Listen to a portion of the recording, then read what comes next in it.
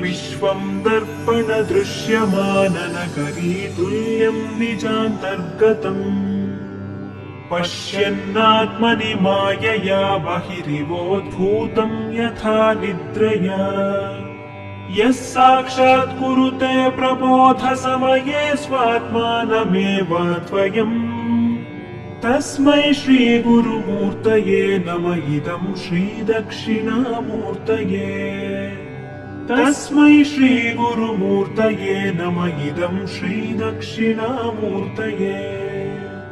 बीजस्यान्तरिवाङ्कुरो जगदिदं प्राङ्निर्विकल्पं पुनः मायाकल्पितदेशकालकलना वैचित्र्यचित्रीकृतम् मायावीव विजृम्भयत्यपि महायोगी वयस्वेच्छया तस्मै श्रीगुरुमूर्तये नमः इदं श्रीदक्षिणामूर्तये तस्मै श्रीगुरुमूर्तये नमः इदं श्रीदक्षिणामूर्तये यस्यैव स्फुरणं सदात्मकमसत्कल्पार्थकं भासते साक्षात् तत्त्वमसीति वेदवचसा यो बोधयत्याश्रितान् यत् साक्षात्करणात् भवेन्न पुनरावृत्तिर्भवाम्भोनिधौ तस्मै श्रीगुरुमूर्तये नमः इदं श्रीदक्षिणामूर्तये तस्मै श्रीगुरुमूर्तये नमः इदं श्रीदक्षिणामूर्तये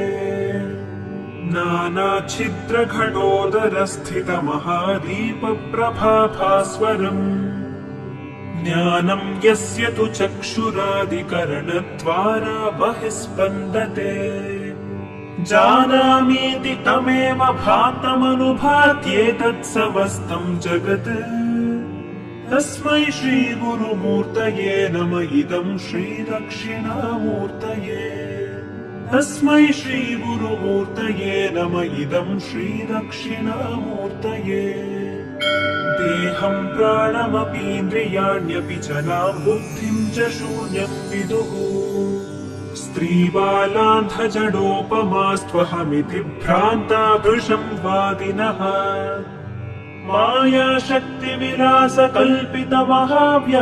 मायाशक्तिविलासकल्पितमहाव्यामोहसंहारिणे तस्मै श्रीगुरुमूर्तये नमः इदं श्रीदक्षिणामूर्तये तस्मै श्रीगुरुमूर्तये नमः इदं श्रीदक्षिणामूर्तये राहुग्रस्तदिवाकरेन्दुसदृशो मायासमाच्छादनात् सन्मात्रः करणोपसंहरणतो यो भूत्सुषुप्तः पुमान् प्रागस्वाप्समिति प्रबोधसमये यः प्रत्यभिज्ञायते तस्मै श्रीगुरुमूर्तये नमः इदं श्रीदक्षिणामूर्तये तस्मै श्रीगुरुमूर्तये नमः इदं श्रीदक्षिणामूर्तये बाल्यादिष्वपि जाग्रदादिषु तथा सर्वास्वस्थास्वपि व्यावृत्तास्वनुवर्तमानमहमित्यन्तः स्फुरन्तं सदा स्वात्मानं प्रकटीकरोति भजतां यो मुद्रया भद्रया तस्मै श्रीगुरुमूर्तये नमः इदं श्रीदक्षिणामूर्तये तस्मै श्रीगुरुमूर्तये नमः इदं श्रीदक्षिणामूर्तये विश्वं पश्यति कार्यकारणतया स्वस्वामि सम्बन्धतः शिष्याचार्यतया तथैव पितृपुत्राद्यात्मना भेदतः स्वप्ने जाग्रति वाय एष पुरुषो माया परिभ्रामितः तस्मै श्रीगुरुमूर्तये नमः इदं श्रीदक्षिणामूर्तये तस्मै श्रीगुरुमूर्तये नमः इदं श्रीदक्षिणामूर्तये भूरम्भांस्य नलो निलोम्बरमहर्नाथो हिमांशुः पुमान् इत्याभाति चराचरात्मकमिदं यस्यैव मूर्त्यष्टकम् नान्यत् किञ्चन विद्यते विमृशतां यस्मात् परस्मात् विभोः तस्मै श्रीगुरुमूर्तये नम इदं श्रीदक्षिणामूर्तये